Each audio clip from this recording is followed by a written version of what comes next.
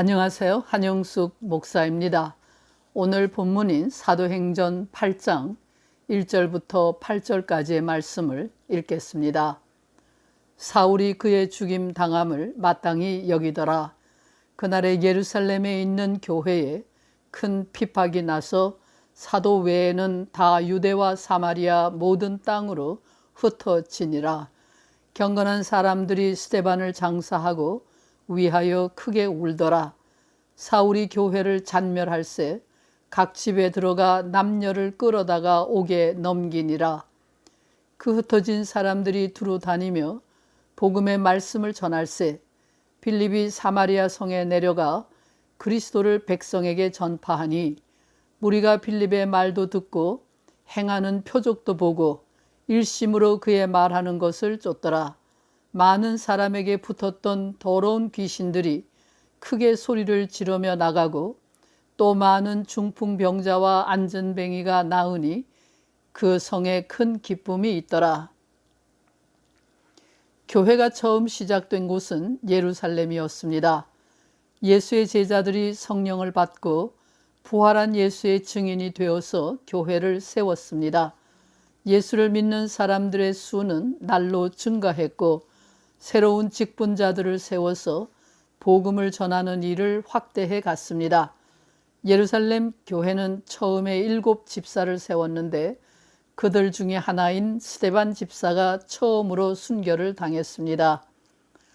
끈질기게 교회를 핍박하는 유대인들 때문에 예루살렘에서는 더 이상 복음을 전할 수 없게 되어서 믿는 사람들은 흩어져 다른 곳으로 떠나갔습니다.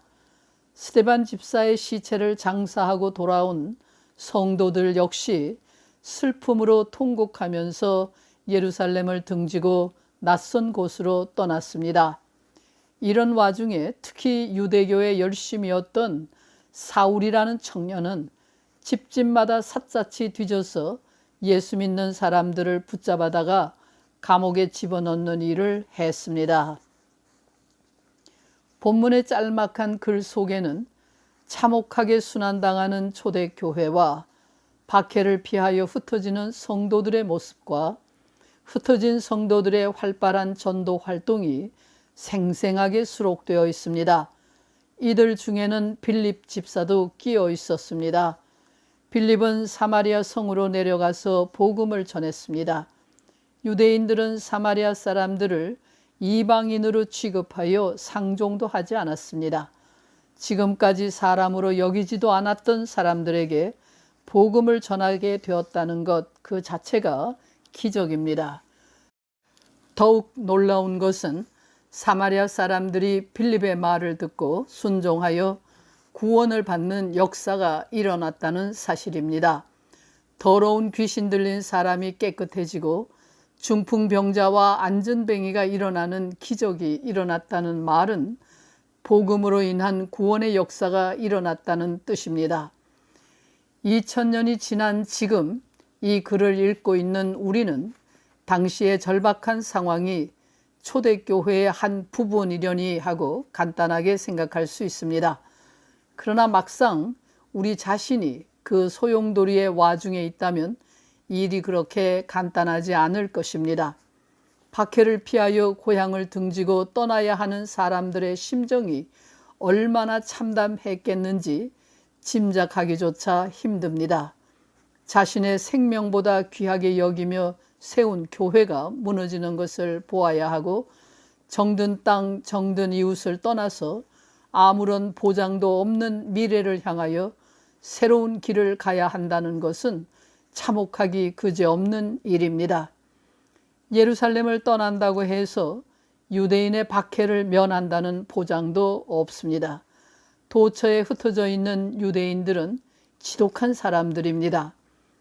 그들 중에는 열렬한 율법주의자도 많았고 민족을 지키기 위해서 형성된 결사대도 많았습니다. 십자가에서 죽은 자를 메시아라고 주장함으로써 유대 민족을 수치스럽게 만드는 기독교인들을 죽이기 위해서 땅끝까지 쫓아다니며 이들을 잡아 죽이려고 하는 청년 사울과 같은 사람들이 수도 없이 많았습니다. 이런 소용돌이 속에서 성도들은 예루살렘을 떠났습니다. 이들은 편안히 숨어서 살기 위하여 피난을 간 것이 아닙니다. 이들이 편하게 살기를 원했다면 예수를 부인하고 그냥 그곳에 머물러 살 수도 있었습니다. 이들에게는 일신의 안일함보다 복음을 전하는 일이 더 중요했습니다.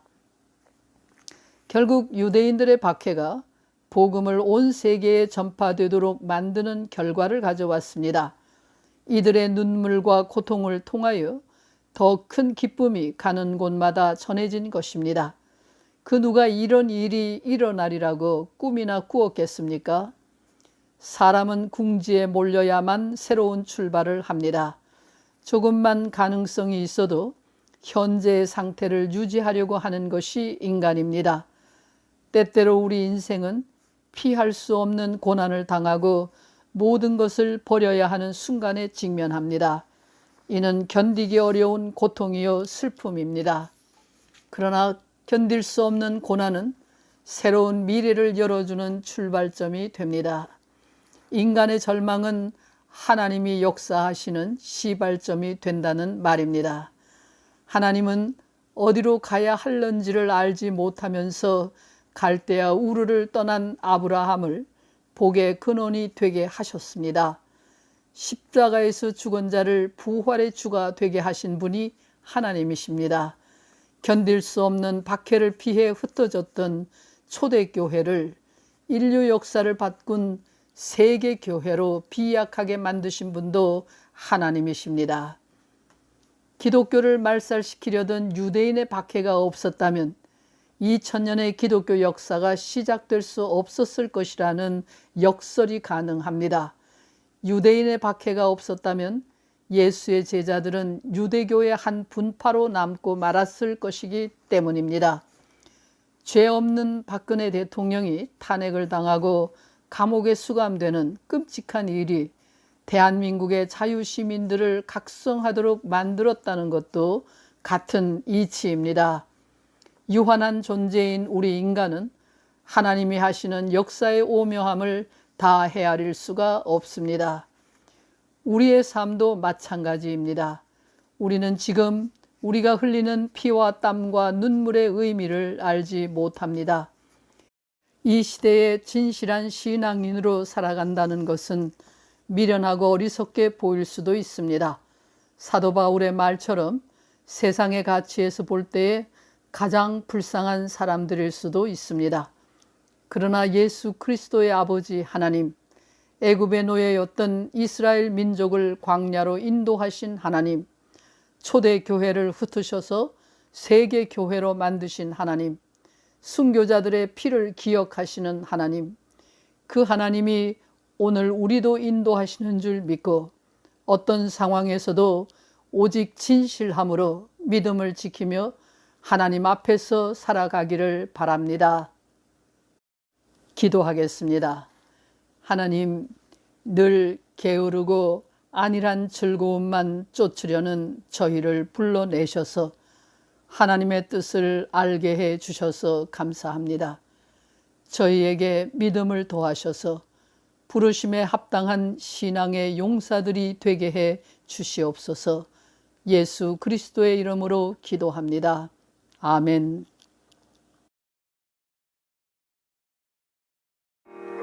행군 나팔 소리에 주의 오령 났으니 십자가의 군기를 높이 들고 나가세. 선한 싸움 다 싸우고 의의 면류관 받았으리라. 선한 싸움 다 싸우고 의의 면류관 예루살렘 성에서 면류관 받으리.